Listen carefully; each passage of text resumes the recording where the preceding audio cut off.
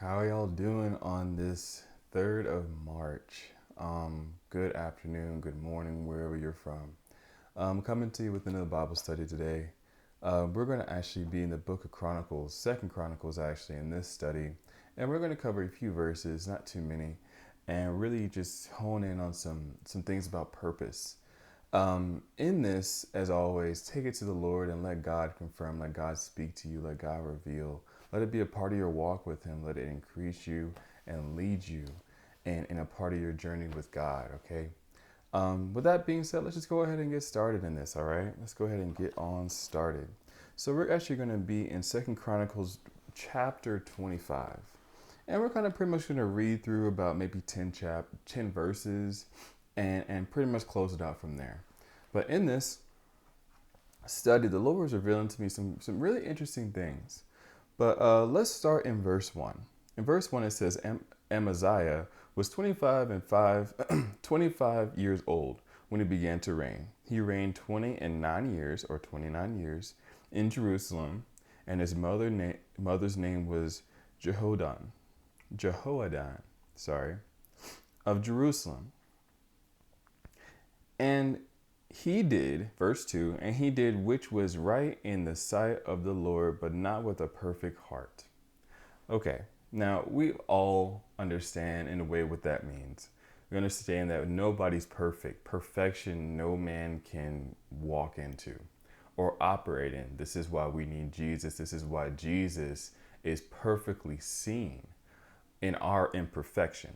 He did it for a reason like that. But in verse 2, I was studying again that he did what was right, but he was not fully turned in heart. He was doing things right, but he wasn't fully turned in his heart. To be fully pivoted, it's like a full 180.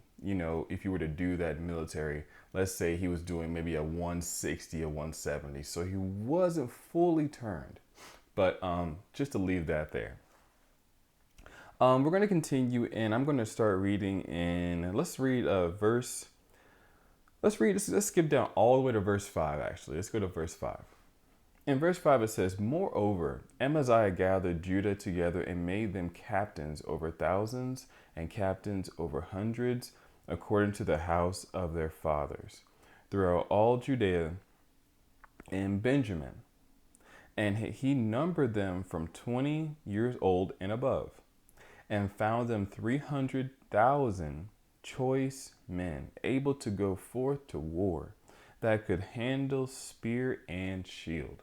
So here he has having his kingdom established. He's having his manifestation of what he wants.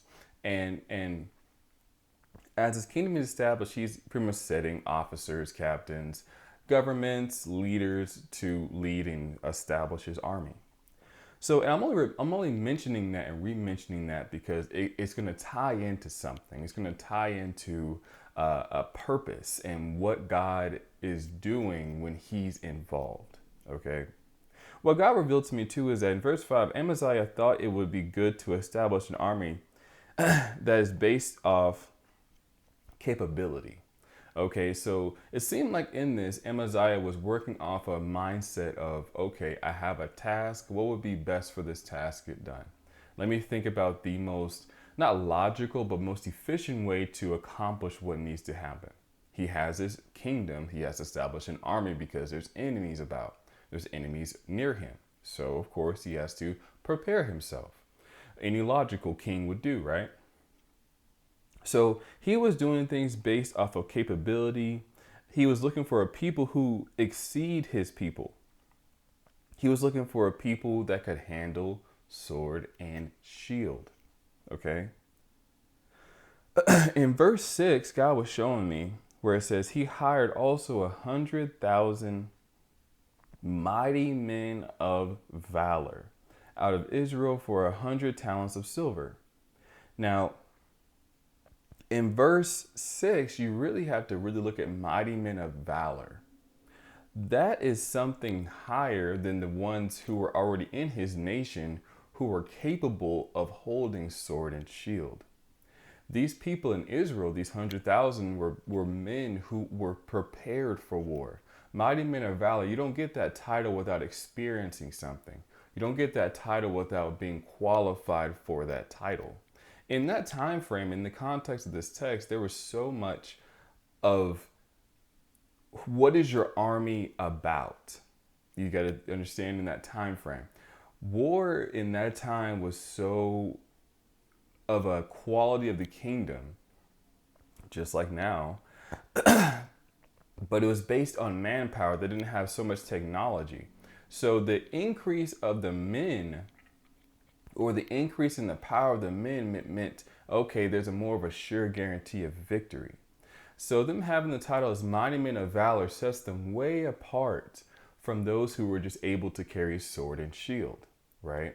So in that description, just to share that, God was revealing to me is that these people who exceeded these people, meaning the Israelites who exceeded those of Judea's land, those who could carry sword and shield, it was what men would declare satisfactory for victory. Any person who would have said, okay, you're going to hire that many men who are of that stature, okay, your victory is sure. You're going to win, right? You're going to have your victory. The more the better, of course, those who are able beyond the basic requirements of the need of the situation. This is how this is how operations happen today. Give me something that exceeds the need of my situation. Give me something that exceeds the need of my situation. It applies not just in war, but just in the basic mindset of man, because we face problems day in and day out. So we need something that exceeds the issue so that we can ensure we can be successful. It all makes sense. It all seems right? But let's continue to verse 7 and 9. In verse 7, it says, "But there came a man of God to him, saying, O king, let not the army of Israel go with thee. For the Lord is not with Israel, to wit, with all the children of Ephraim." We have a wrench in the side. We have a problem here that is bigger than the normal problem. We got a messenger from God saying, even though from your means of understanding, your way of seeing this sure victory and having to means to gain it, you had 100 talents of silver to guarantee even a better victory. You had that much.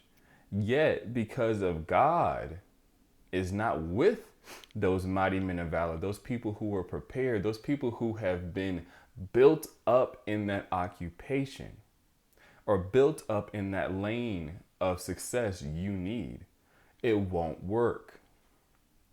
So what God was showing me is that God sees deeper and is more than capable of basic requirements. He's more capable of the things you need to overcome that situation. We see the extent of the situation and try to accommodate to it with our capabilities. It is better to seek God in purpose in situations because then his capabilities are revealed. Now you see where Amaziah messed up. He has a kingdom that is of God. He has been established by God. He has been the one set up by the Father. So when you're set up by the Father in his kingdom, you can't run the kingdom without seeing God's capabilities and proceeding to seek out God's capabilities in your situation to overcome it. He thought of a mentality of just the man's level. You understand? He only saw it from the basic needs of man.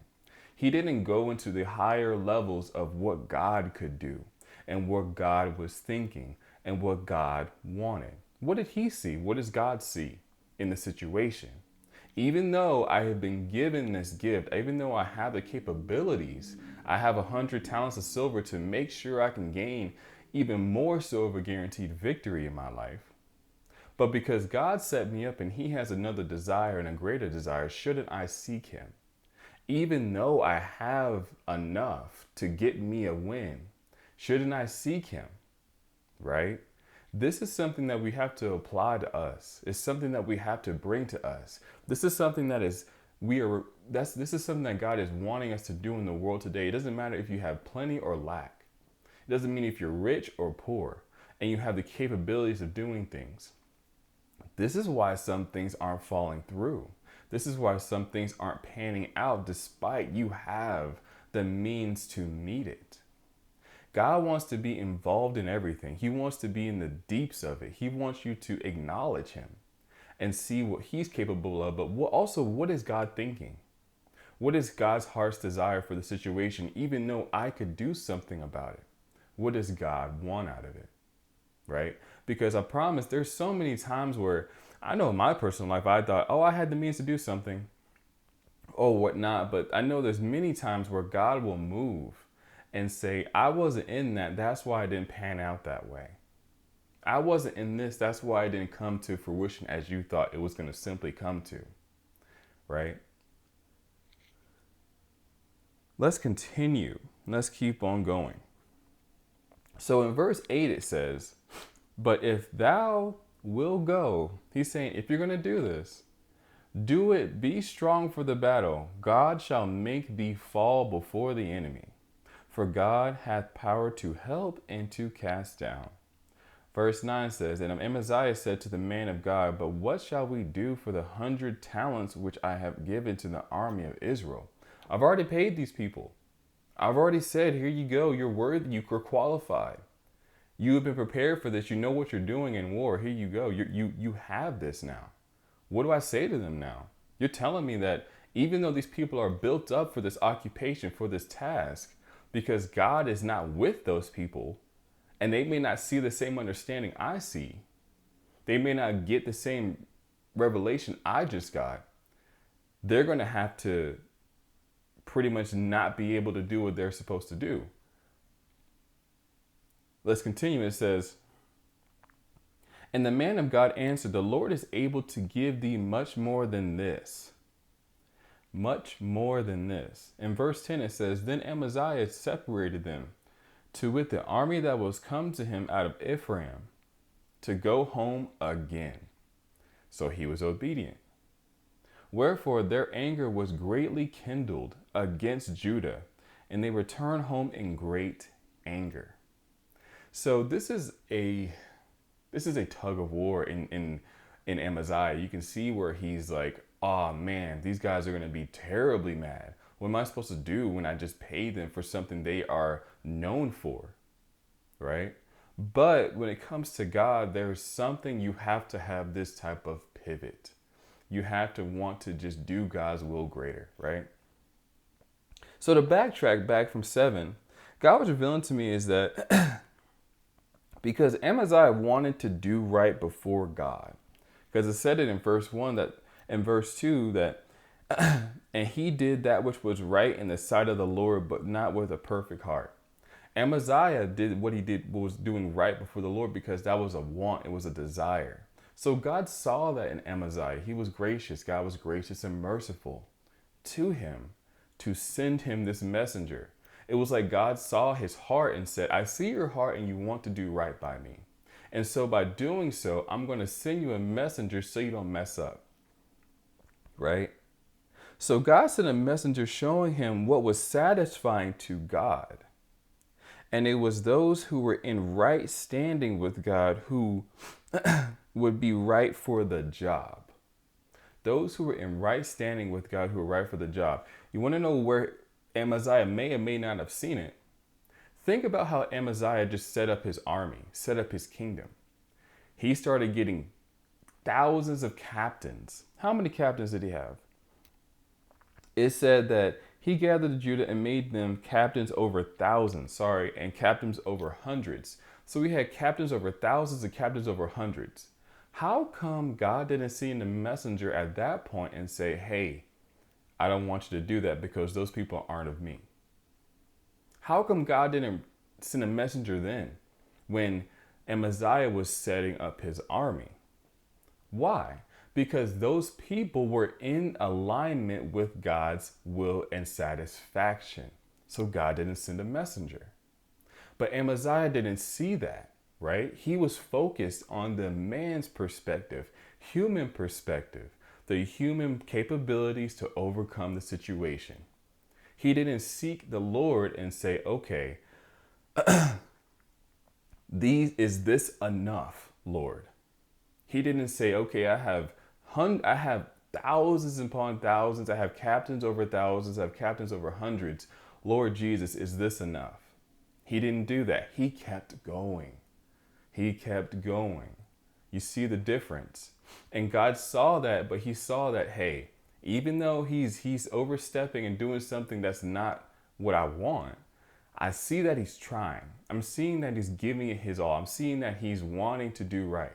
Because in verse 3, I skipped it, but Amaziah follows the commandments of Moses, where he said, men shall die for their own sins, not because of their father or their children.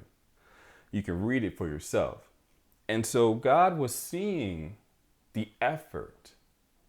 God is seeing the effort in our lives. He sees it. And this is why he sends warnings, he sends messengers, he does all this stuff. Because he sees the effort. He doesn't want us to mess up. He doesn't want us to fall. He doesn't want us to do anything wrong.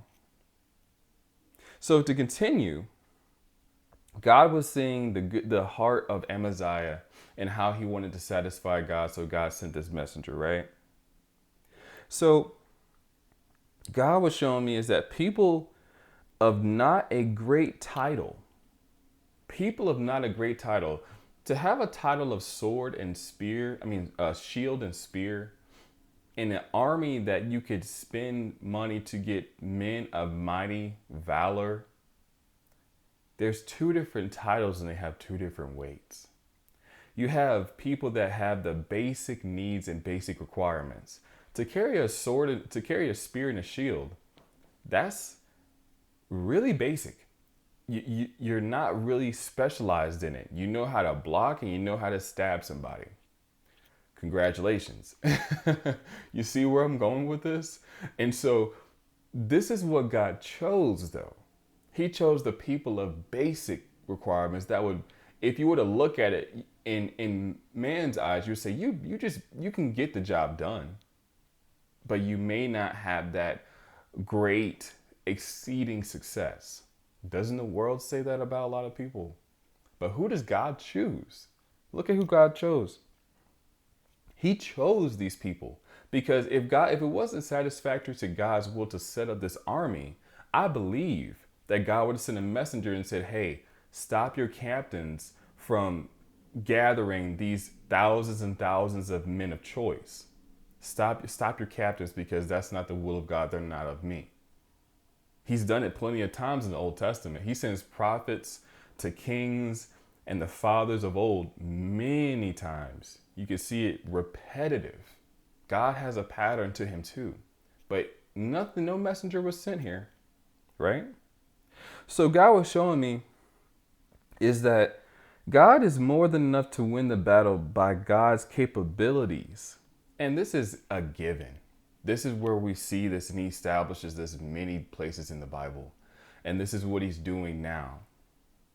What God was also showing me is that in seeking capabilities is also to seek God to bring people to you or have you find people because of the qualifications of God are different than ours. The qualifications of God are different than ours. For one easy reason, God sees the heart of man easily. Nothing passes his sight. But also because of God's desires. He doesn't need our help, guys. He doesn't. And this is where we have to really set ourselves apart off and divide ourselves from. Is that, yes, I can see me completing this easily by the means I have to do it. I know that many of you could say that, hey, I've tried that and God showed me it didn't work out because I didn't involve him in it. This is how God works. And this is how it's when you're choosing the path of Christ and you have allowed Christ to take over your life, you're under a different type of law and a different type of policy, you could say. And so off of this different type of policy, things may work out and may not work out as it used to. All right. This is the reason why you may see the next person who doesn't have Christ be super successful, quote unquote, whatever you want to consider that to be. And then you're here and you're like, Lord, but why me? Why this? It's because God is wanting to do something different based on a different qualification, right? It's a different qualification. But let's continue. We're going to go back to verse 10. In verse 10, it says, once again, then Amaziah separated them to wit the army that was come to him out of Ephraim to go home again, wherefore their anger was greatly kindled against Judah. And they returned home in great anger. So this type of anger was out of misunderstanding. It could have been from understanding, but not accepting it and still resisting the reason. You're talking about a mighty men of valor who were paid. They already had money. They wanted to go home with money, not to go home without, right? Because this is their one title that they can say, I am this, right? That's how it is. What the Lord was showing me is that they thought they were fit for the purpose because of obvious means.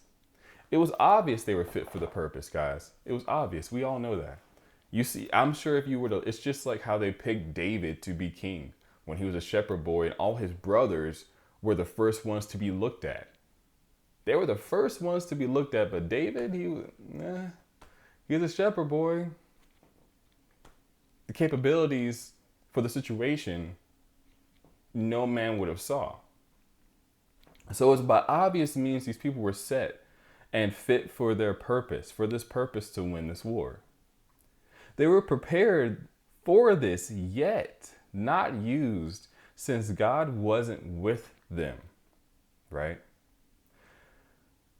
What this shows is that no matter what you are prepared for, if you are not prepared in God, your usefulness is diminished. God doesn't need our help, okay?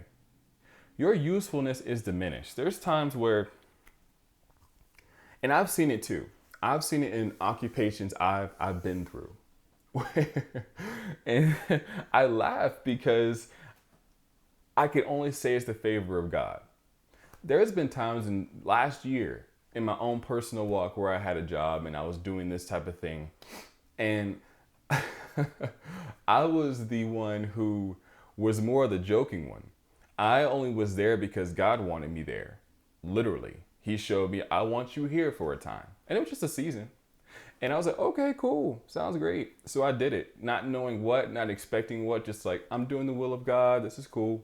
And that was my content. I was content just doing the will of the Father. And so in that, right, in doing so, I'm doing just the same amount of work as someone else or less. I was, because it seemed like the workload for me was so much less and so much,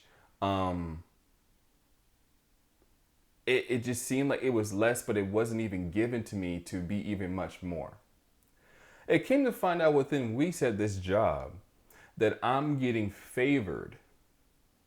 I'm getting favored to do not just operate where all of us in all the employees were in this one room.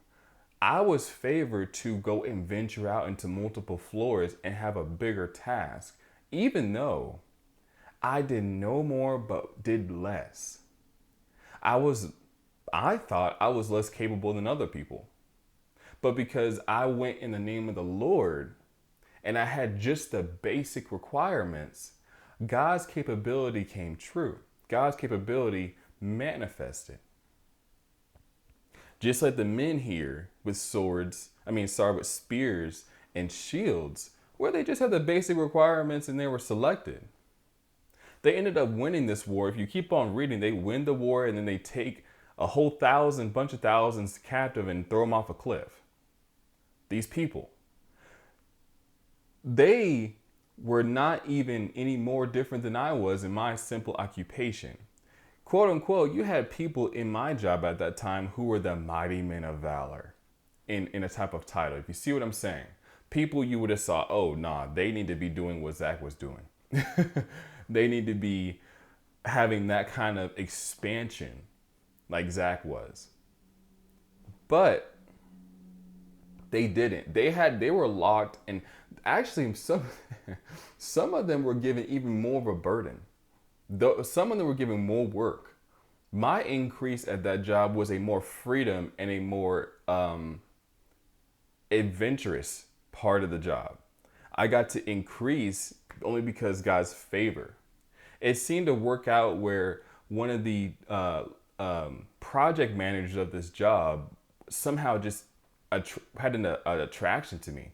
Not really like that, but just was, we kind of just bonded. And he just started offering way more to me just because of the anointing and the favor of God that God placed for God's purpose, and because God qualified me different. I would have never chosen myself for the increase that I got at one job.